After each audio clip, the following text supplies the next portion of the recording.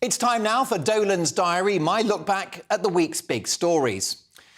Labour have been demonstrating their progressive credentials on International Trans Visibility Day, which happened this weekend. Given the fact that so-called gender ideology denies the existence of biological sex, what's highly visible to me is that a Labour government under Keir Starmer would mean 5 years of this woke anti-science hell. Labour also made noise this week with a tweet suggesting that Tory failure has left working people facing soaring bills. Now, I'll grant you the Tories have been pretty disastrous with their figures over the last few years. But here's a receipt that Labour have mocked up detailing the exact cost of housing, energy, food, clothing, travel and household essentials. They claim that the total amounts per family per year total £3,500. Credit to the political commentator Ben Abazi-Jetke, who points out that if you go through the receipt, the total is actually 3,480, not £3,500.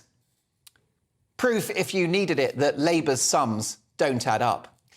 Now, Mark Dolan tonight is the home of viral videos, and last night's Big Opinion made quite the splash. I was upbeat about this massive new post-Brexit Trans-Pacific trade deal struck by the government. Take a listen.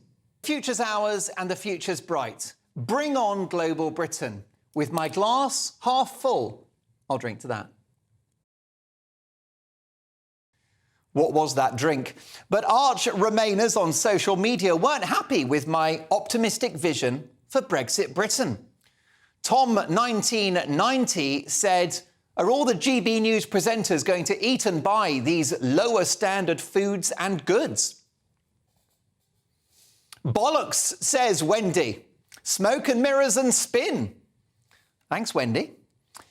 Wielding outdated numbers also shared by the BBC, others quoted a disputed figure of a 0.08% boost to the economy from the New Deal and a 4% hit to GDP from Brexit itself.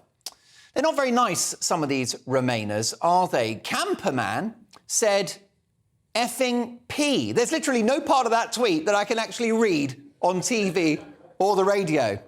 And these are the nice people. Do keep up.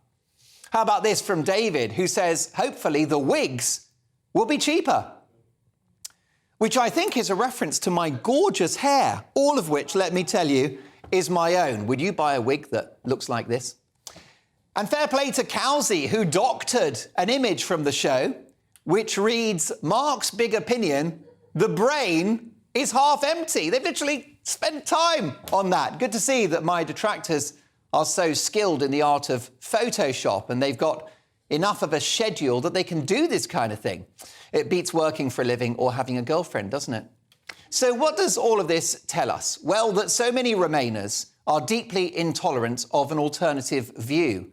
And 6 years on from the referendum, they still won't respect a democratic result. It also tells you that they're absolutely terrified of the idea that Brexit could be a huge success. What's terrifying is that they now need Britain to fail just to be proved right. And last but not least, Donald Trump is in legal hot water and could be the first US president to be arrested and charged with a crime, possibly facing jail. What Democrat supporters don't understand as they pursue this politicised witch hunt is that, yes, Trump will ultimately wind up accommodated in a state-run facility, but it will be the White House. Be careful what you wish for. And that was Dolan's Diary.